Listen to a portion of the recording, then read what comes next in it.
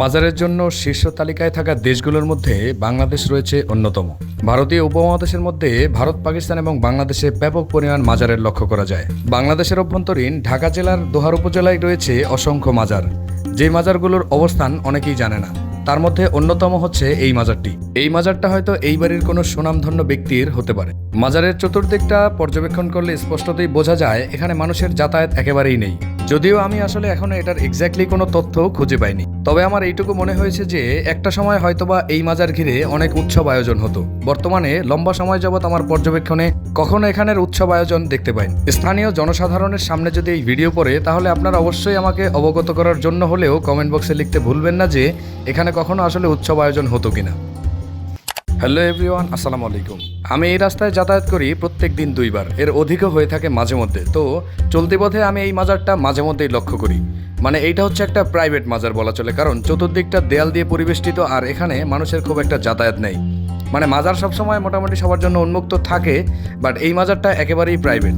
তো আমি আসলে অধীর আগ্রহে জানতে চাচ্ছিলাম যে এই মাজারের রহস্য কী। এই মাজারটা বাইরে থেকে দেখতে বেশ সুন্দরই, কিন্তু এই মাজারের ভিতরে কে শুয়ে আছে সেই বিষয়ে আসলে এক্স্যাক্টলি কোনো তথ্যই আমি পাইনি। অবশ্য মাজারের পাশেই রয়েছে বেশ বড় বড় অট্টালিকা, আর সেই অট্টালিকার মালিক যারা, আমাদের অধিপতি যারা, তাদেরই হয়তোবা একজন কেউ এখানে শুয়ে আছেন, এবং সে হয়তোবা অবশ্যই গুরুত্বপূর্ণ কেউ, যার কারণে তারকে ঘিরেই তৈরি করা হয়েছে এই মাজার।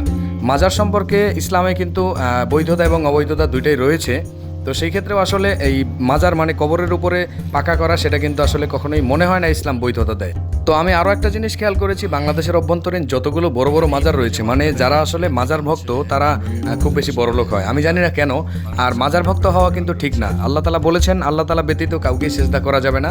তো আমরা কিন্তু নর্মালি বেশ কিছু মাজারের দিকে তাকালে দেখতে পাই অনেক মানুষ সেখানে অজ্ঞতাবশতই মাথা নত করে, যেটা একেবারেই শিরক করা। আর শিরক আল্লাহ তালা কখনোই পছন্দ করেন না, মানে সেটা কখনো মাফই করেন না।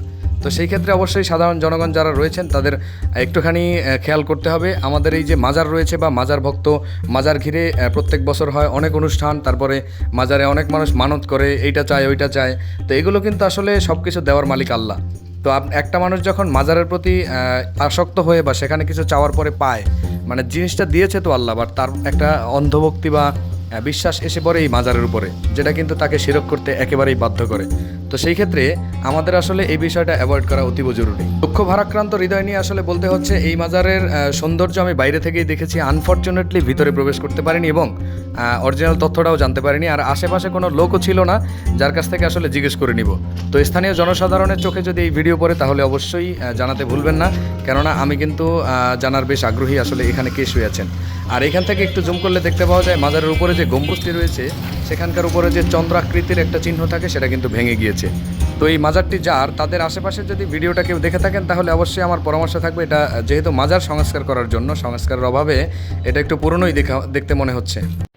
এখানকার এই মাজারটি মূলত হচ্ছে এই বাড়ির ব্যক্তিগত মাজার। এই যে বাড়িটা দেখতে পাচ্ছেন, এই বাড়ির, তো বাড়ির গেটটা বন্ধ থাকায় আনফর্চুনেটলি ভিতরে প্রবেশ করতে পারতেছি না, এবং বিস্তারিত আসলে বলতে পারতেছি না। তবে পার্সোনাল ব্যক্তিগত নিজেদের মাজারই হবে, যদিও সংস্কারের অভাবে এখন একটু এই যে মাজারের উপরে যেটা রয়েছে একেবারে, এটা একটু মানে এই হয়ে গেছে আর কি, যে ভেঙে গেছে। উপরে যে একটা চাঁদের মতো তারকা থাকে, চন্দ্র বিন্দু, সেটা এখন নেই, মানে ভেঙে গেছে আর কি। এটা একটু সংস্কার করা উচিত আসলে। কর্তৃপক্ষ যারা রয়েছেন তারা যদি এটার প্রতি একটু সজাগ থাকেন। যদিও আসলে মাজার সম্পর্কে ইসলাম কি বলেছে সের দিকে আসলে সাধারণ মানুষের কর্ণপাত খুব একটা নেই। তবে একটা জিনিস খেয়াল করে দেখা গেছে যে যারা মাজার ভক্ত তাদের কিন্তু বাড়ি গাড়ি শান শওকত মানে ব্যাপক পরিমাণ থাকে। আমি জানি না কেন, কিভাবে হয়।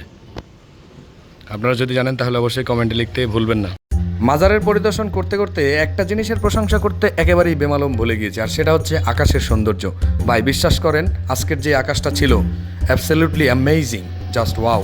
এটার সৌন্দর্যের প্রশংসা করে আসলে শেষ করা যাবে না, কারণ এটা একেবারেই গড গিফটেড। আমাদের জীবনে কখন কি প্রয়োজন সেটা কিন্তু আল্লাহ ভালো জানেন। তো সেই ক্ষেত্রে আল্লাহ কিন্তু অনেক জিনিস আমাদের দিয়ে থাকেন, তারপরেও আমরা মানুষ আসলে অধম, যার কারণে অনেক মানুষই এরকম মাজার ভক্তি হই বা সেখানে মাথা নত করে ফেলি, যেটা কিন্তু আসলে আদৌ করা ঠিক নয়, কারণ এটার গুণ আল্লাহ তাআলা কখনোই মাফ করবেন না। সেই সুবাদে অবশ্যই আমাদের এইদিকে কর্ণপাত এবং দৃষ্টিপাত অতীব জরুরি।